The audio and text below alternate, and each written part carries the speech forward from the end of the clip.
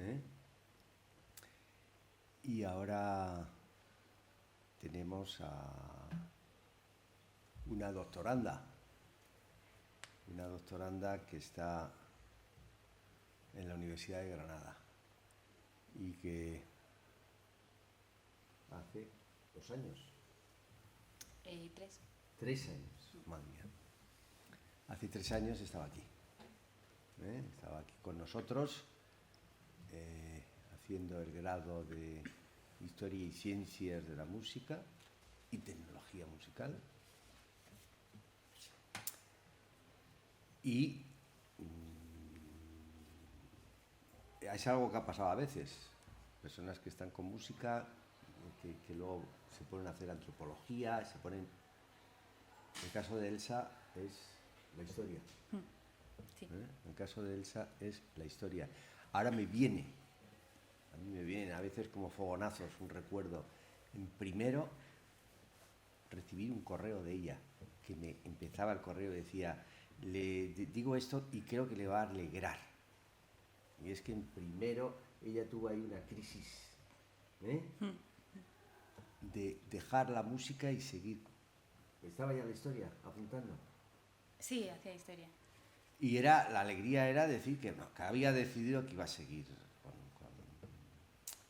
con el grado de música.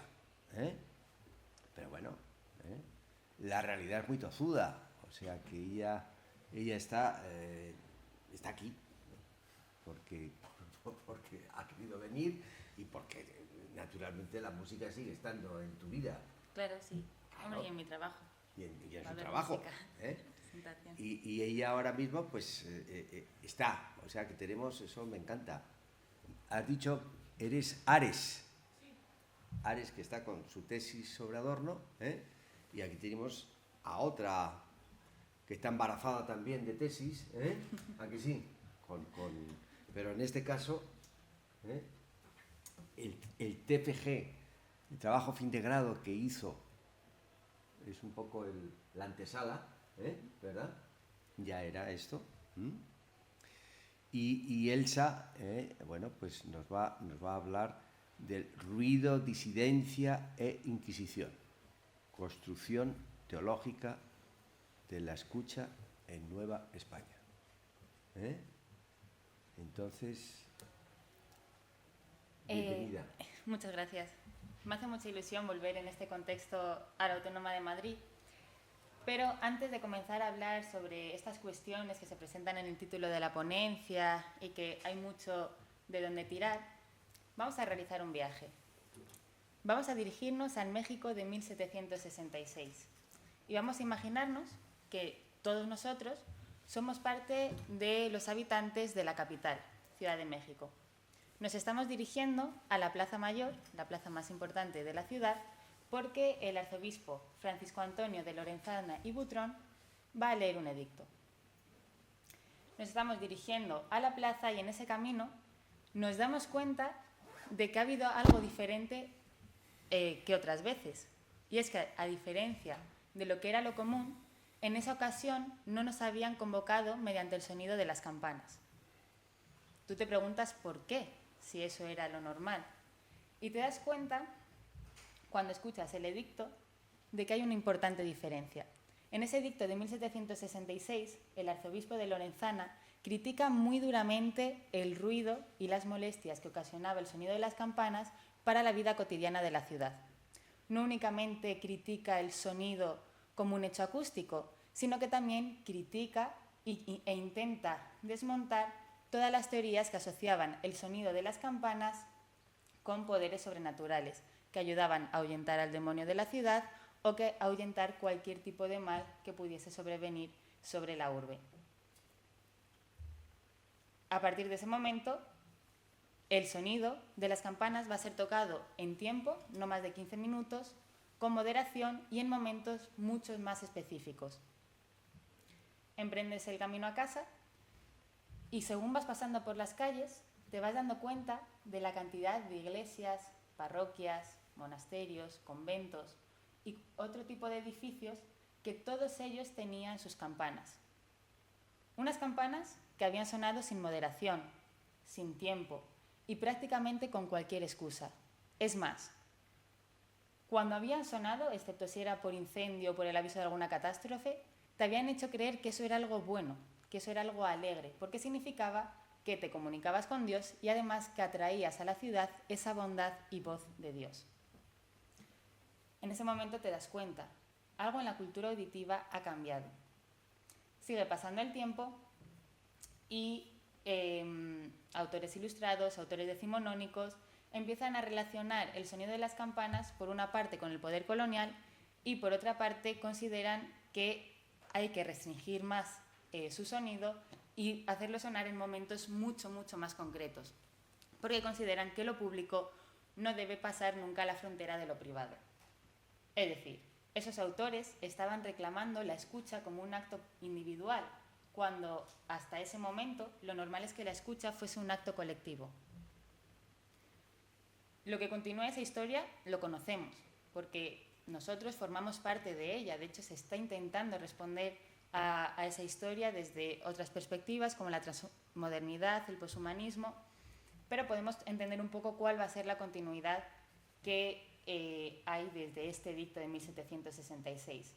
Sin embargo, algo a lo que no hemos prestado tanta atención, pero es interesante conocer, es saber cómo era la cultura auditiva antes de este momento, qué agentes estaban implicados, cómo se escuchaba y cómo se clasificaba el ejercicio de esa escucha.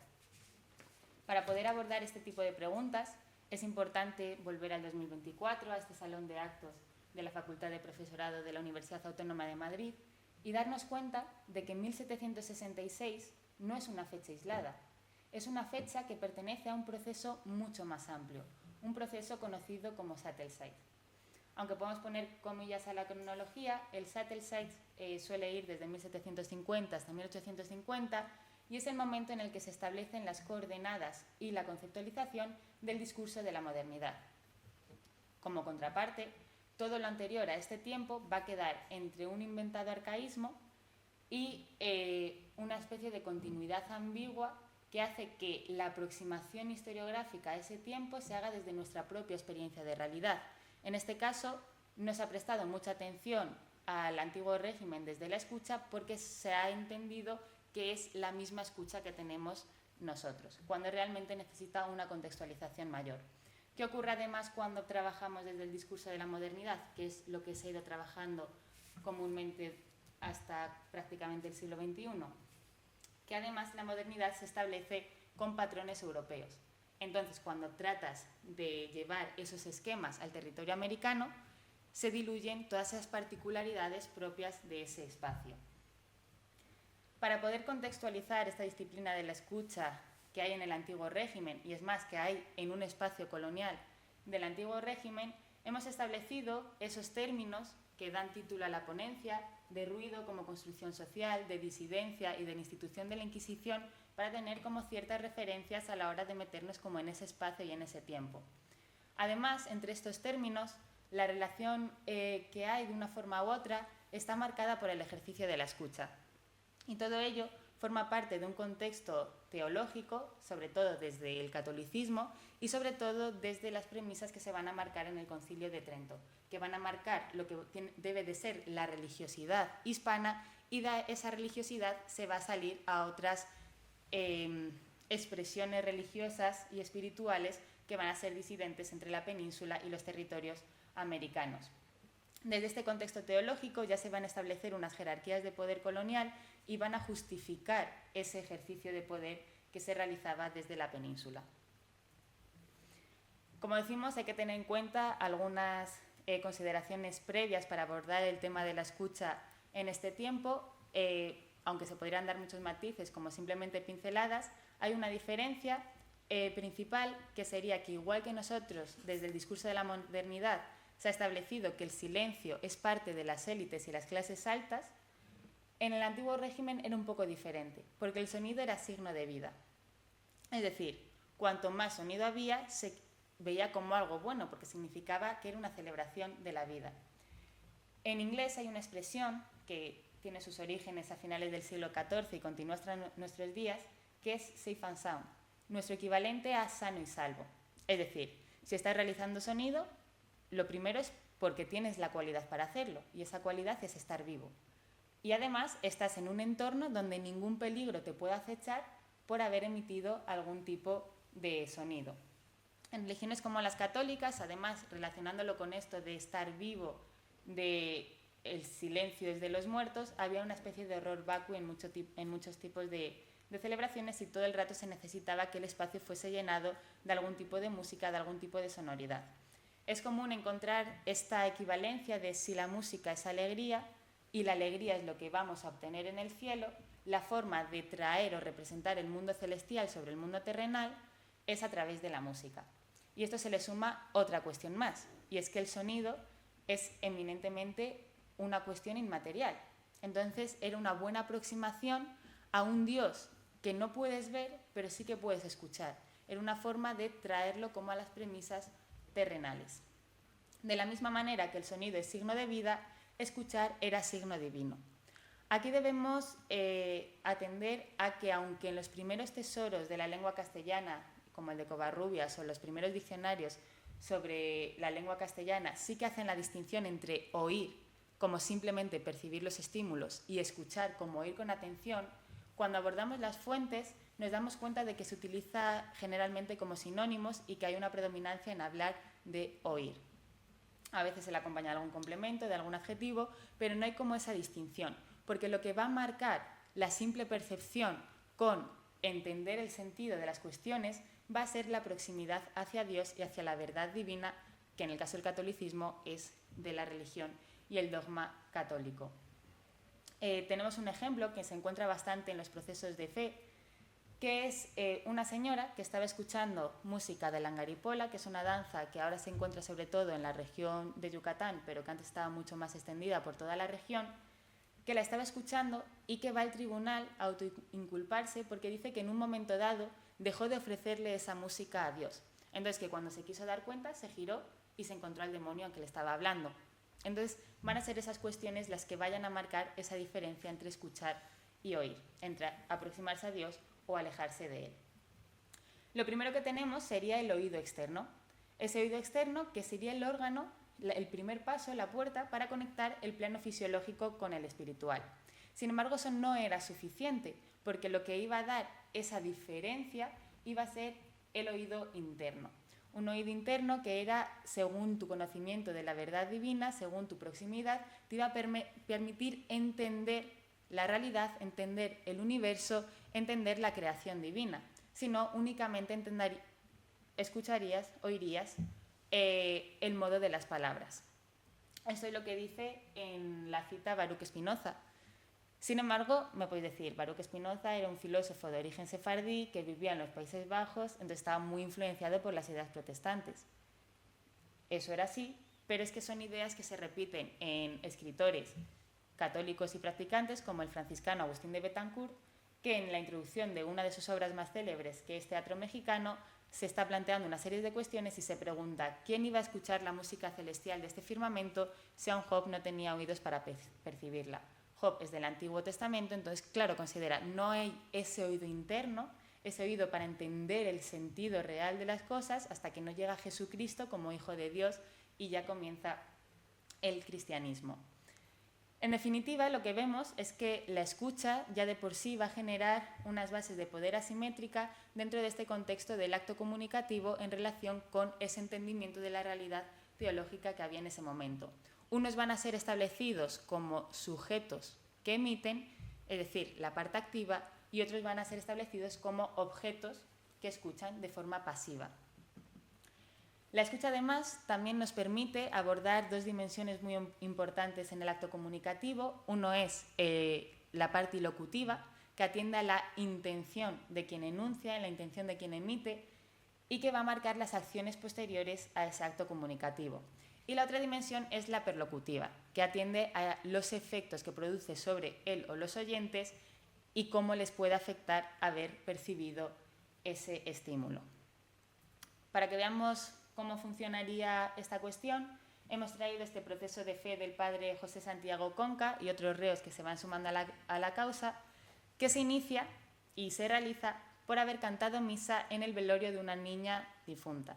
Es verdad que era una misa con pequeñas desviaciones en letra, con pequeñas desviaciones en música, pero sobre todo fue el hecho de haber cantado misa en ese contexto.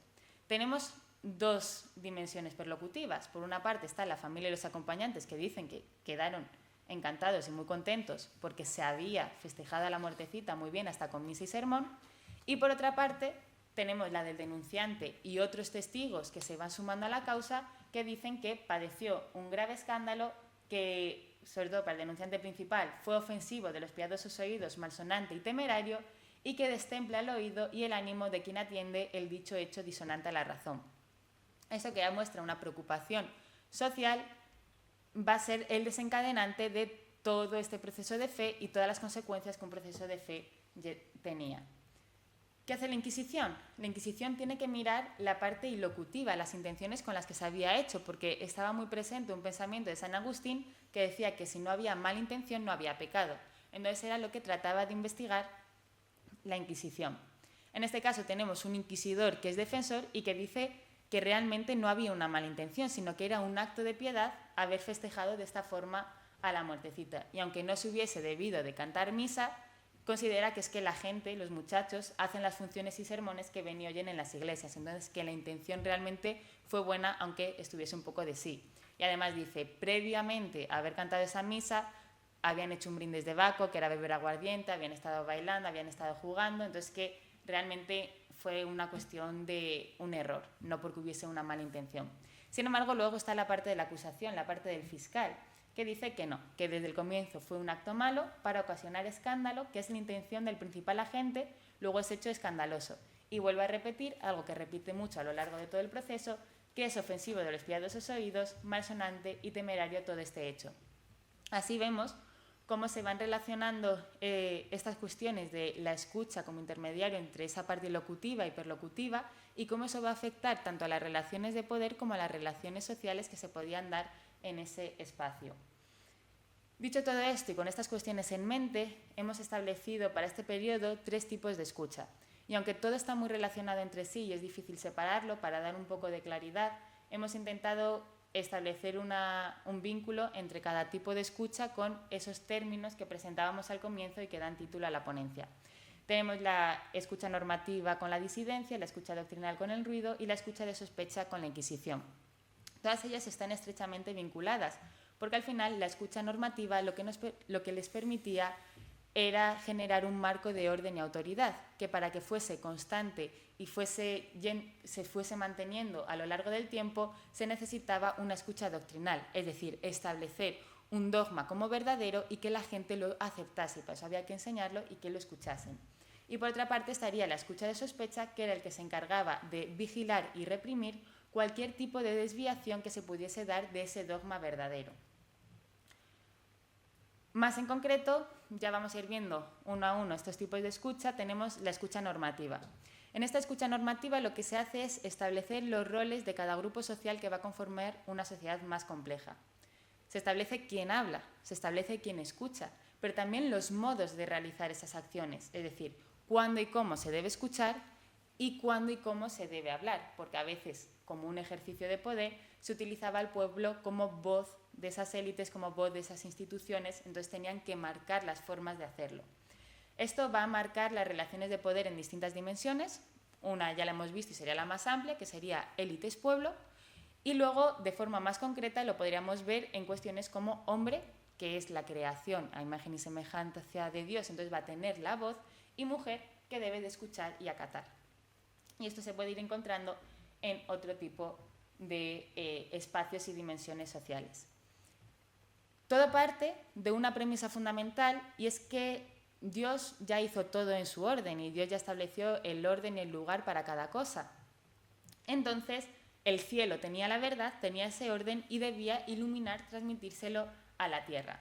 Dios iba a ser el emisor principal, el cielo con la verdad, y la tierra el receptor principal, que debía de escucharlo y acatarlo, preferiblemente sin poner mucho inconveniente. ¿Qué ocurre? Que ya en esta primera dimensión vamos a encontrar una diferencia. Va a haber gente que quiso escuchar a Jesucristo como Hijo de Dios Entonces son los cristianos, que es en el grupo que nos vamos a centrar, pero va a haber otra gente que no lo veía como hijo de Dios, que no le quería escuchar, que no le consideraba la verdad, simplemente un mesías más. Entonces eso iban a ser los infieles. Ya habría como esos dos grupos. Centrándonos en los cristianos, va a haber gente que tenía un oído interno más desarrollado, es decir, conocía mejor esa verdad, entonces eran los encargados de transmitírselo al resto de la población. Es decir, va a haber como una distinción entre quién iba a tener la voz de Dios como representante y quién debía de escuchar y acatar lo que esto supusiera. ¿Qué ocurre? Que cuando se incorpora América a las redes globales surge un problema, porque a los habitantes que allí había ni se les conocía ni se les esperaba. Entonces, claro, ¿en qué grupo los metemos? ¿Son infieles? ¿O es que no han tenido la oportunidad de escuchar la verdad divina? Por cuestiones políticas y jurídicas deciden quedarse con esta segunda opción porque les iba a traer un mayor beneficio, y en este caso ya se va a abrir esos grupos de quienes podían transmitir la verdad, no únicamente a esos representantes de Dios en la tierra, sino también a conquistadores y encomenderos. Y ya desde este momento, por haberles dado esa voz, se van a abrir ciertas fisuras que luego van a estar representadas en la espiritualidad del territorio hispano del continente americano, y que van a ser perseguidos también por la Inquisición, sobre todo a partir de 1571. Llegados a este punto, habría que hablar de la contraparte que se abre cuando se establece una estructura tan marcada, una estructura tan rígida, y es que hay una resistencia y una reinterpretación de esa escucha normativa, que eso formaría parte de la disidencia. Sin embargo, llegados hasta este punto, sería muy lógico preguntarse quién o qué era esa disidencia, porque la alteridad podía ser leída desde dos vertientes, una buena y otra no tan buena. La buena era que se relacionaba a esos indios, luego a los africanos, se les relacionaba con la figura del pastor, la figura humilde de ese pasado cristiano, de esos orígenes de Jesucristo. Entonces se cristalizaba en el tiempo y se consideraba que una vez que pasasen de esa fase ya iban a entrar en la civilización hispana que se estaba tratando de poner. Entonces todo lo indígena queda en una especie de atemporalidad, cristalizado en esa construcción que ellos hacían de relacionarlo con ese antiguo cristianismo, y eso servía a los españoles americanos, los criollos, para tratar de apropiarse la memoria y el pasado de ese territorio a su favor. Sin embargo, hay otros márgenes, hay otra parte de la alteridad que ya se leía desde otra perspectiva un poco más negativa, y es que consideraban que en esos márgenes todavía pervivían los rastros del demonio que durante tanto tiempo habían gobernado en esos territorios. Dentro de esta disidencia no hacían del todo diferencias entre categorías sociales, porque, como se muestra en el documento, aunque no da para leerlo, pero en el documento dice que negros, negras, esclavos, esclavas, mestizos, mestizas, mulatos, mulatas, indios, indias, que todos formaban parte de lo mismo, porque consideran que todos, por lazos matrimoniales o por sangre o por compartir una cultura, iban a estar metidos dentro de las mismas supersticiones, hechicerías, magia negra, entonces que todo debía de ser condenado por igual. Aquí sí que es verdad que va a haber una distinción con los indígenas en cuanto a que los indígenas tenían sus propios tribunales porque no podían ser juzgados por la Inquisición. Pero por lo demás, todos estos márgenes, todas estas disidencias, no va a haber como establecido tantas categorías sociales o una distinción tan rígida sobre esas categorías. En definitiva, esta disidencia es una resistencia a esta escucha normativa. Dentro de la escucha normativa se da un fenómeno que se ha denominado macrodisrupción, que sería el uso del sonido como arma de control. Es decir, se establecían unas fronteras simbólicas para establecer qué entraba, cómo entraba o qué no entraba, cómo se les excluía, con qué finalidad se hacía, y al final también se utilizaba ese sonido y esas fronteras para intentar fracturar algunas respuestas sociales o de masas. Un ejemplo de esto lo tenemos en el caso del motín de 1692, que fue un año que en México faltaba mucho pan, mucho maíz y mucho trigo, y que el día de las celebraciones del Corpus Christi estalla un motín por parte del pueblo y por parte de todas las categorías sociales que entraban dentro del pueblo. Ahora imaginémonos por un momento que nosotros somos esas élites, que vamos a celebrar una celebración tan importante como es el Corpus Christi. Y nos encontramos con el amotinamiento de nuestros súbditos. Tenemos distintas líneas de actuación, porque al final nosotros tenemos el poder. Podríamos decidir y decir, vale, vamos a responder por la fuerza. O podríamos decir, vamos a intentar dialogar. O vamos a tocar las campanas y salir en procesión cantando a ver qué pasa. Van a optar por la tercera opción. Sí que es verdad que para las dos primeras necesitarían que el contrato social de poder siguiese intacto. En el caso de un motín, algo tan disruptivo, no iba a mantenerse ese contrato social. Pero es que además tenemos que recordar las palabras de Lorenzana. Y es que el sonido de las campanas y de cánticos religiosos servía para limpiar la ciudad, para ahuyentar al demonio, para ahuyentar el mal. Entonces, como describe Sigüenza y Góngora cuando relata este motín de 1692, lo tocan en un intento de devolver la armonía divina que debía de reinar en la creación de Dios, entonces debía de reinar en las ciudades. El sonido es respondido con sonido e intentan generar esos amotinados una interferencia en ese mensaje sonoro que intentaban transmitir a través de silbos y otro tipo de alborotos para ocasionar de que no se escuchasen y que ellos pudiesen seguir con su motín para tratar de conseguir algo de pan, algo de maíz, algo de trigo. Otro espacio en el que se encuentra el sonido como una macrodisrupción y que distingue entre los que escuchan y los que emiten son los autos de fe. Los autos de fe era la celebración por la que la Inquisición daba a la justicia civil a los reos. Entonces así eran sentenciados y condenados. Lo que nos interesa es que en estos espacios de celebración se visualizaba el silencio de quien rompía la norma, porque a blasfemos, herejes, gente que había cometido un delito que no querían que se siguiese propagando y que al final habían roto la norma de que ellos debían de pertenecer a los oyentes, salían en procesión o con sogas en el cuello o con mordazas en la boca, como diciendo, este grupo tendría que estar silenciado, no se debe de seguir propagando ese mensaje. Además, se establecía esas cuestiones de quién habla, cuándo, cómo, sobre todo en este sentido de que las instituciones dominaban y usaban al pueblo como instrumento de lanzar su mensaje y utilizarlos como su voz para sus propias pretensiones. Un ejemplo de todo esto lo encontramos en el Auto General de Fe de 1649, que es el Auto General de Fe más importante celebrado por el Tribunal de México. Y vemos, por un lado, el control del tiempo y de quién habla. Se dice que los días previos a la celebración no había pelea, no había alboroto, no se oía ni una voz en la calle y que eso era una cosa de asombro.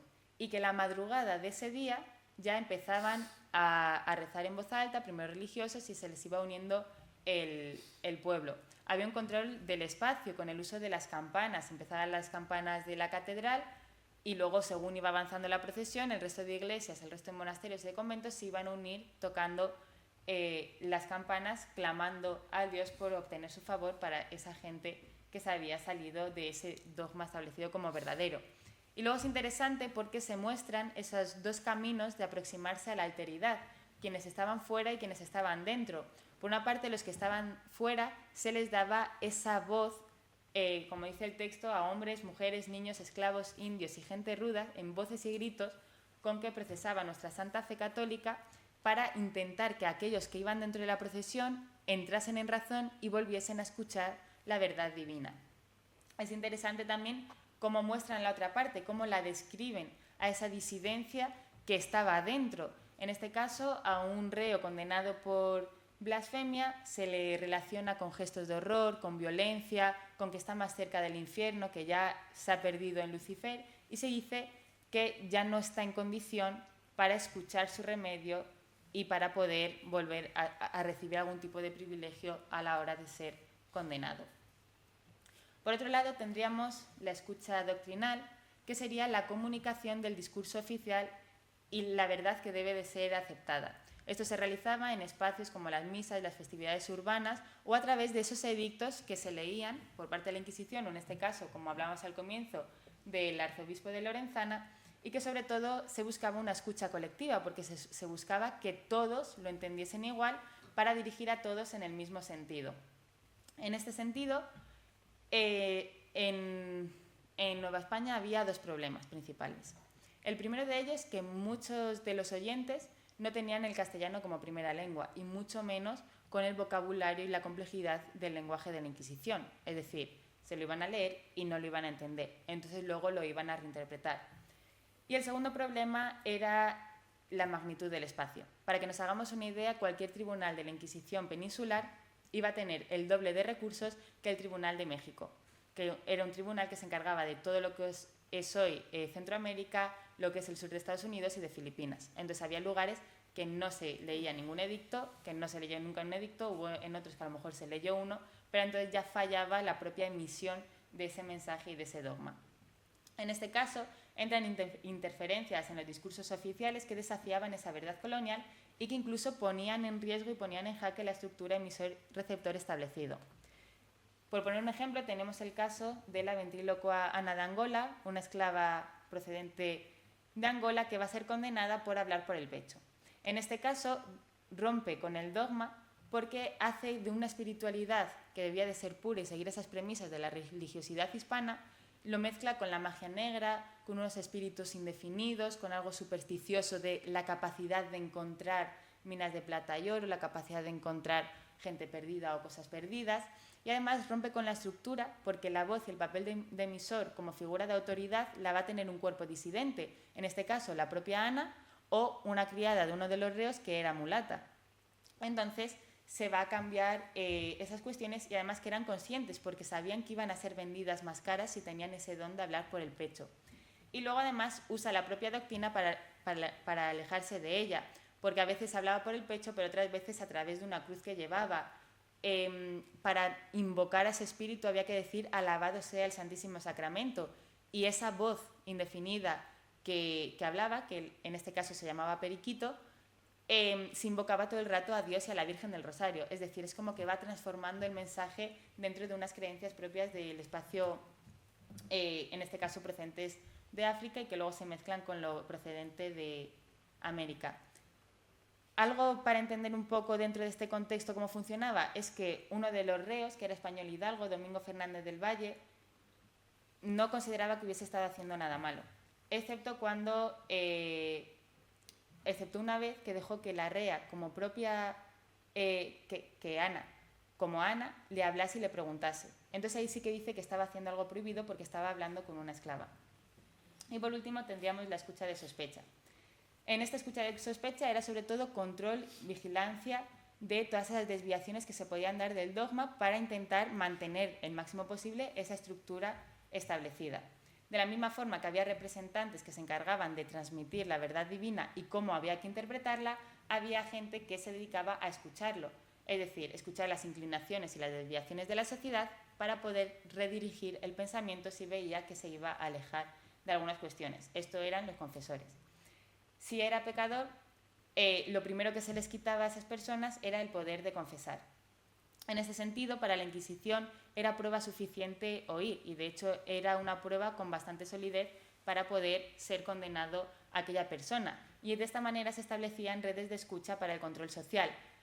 Podía ser en espacios concretos, por ejemplo, en los conventos había una monja que se llamaba escucha y que tenía que seguir a las otras monjas para ver que cuando rezaban o cuando oraban o cuando se confesaban no dijesen nada raro, porque había un problema con las monjas iluminadas, o podía ser en la sociedad en general que pues yo escucho a mi vecino y el vecino me escucha a mí si veo algo raro, a través de esos edictos de la escucha doctrinal que me han estado diciendo, sé lo que tengo que reconocer y decir, mira, ha estado tocando este instrumento un viernes por la tarde, pues voy a comunicárselo a la Inquisición porque puede ser parte de judaizante, o estas cuestiones.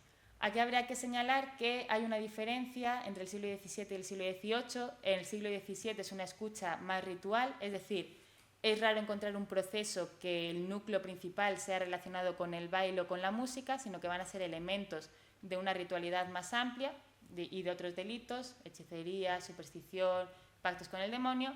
Sin embargo, según avanza el siglo XVIII, se va a volver una escucha más secular. Entonces sí que es normal encontrar más denuncias o testificaciones sobre bailes, sobre músicas en concretos y estas cuestiones. En definitiva, lo que podemos ver es que las tres escuchas están muy interrelacionadas, los conceptos también están presentes en todos los ejemplos, podríamos sacar de todos los ejemplos, hacer un análisis de los tres tipos de escucha, porque al final también han surgido dentro de un contexto de necesidades de poder y control específico que había en Nueva España. También nos muestra cómo la escucha era un campo de disputa entre el poder colonial y las resistencias locales, entonces nos muestra más claramente esa dimensión política del sonido. Por último, cabría preguntarnos si hay algún modo de escucha alternativa en esta época o, más precisamente, si desde los documentos que tenemos se podría abordar ese modo de escucha alternativa. Esto sería todo, muchas gracias y para cualquier cuestión.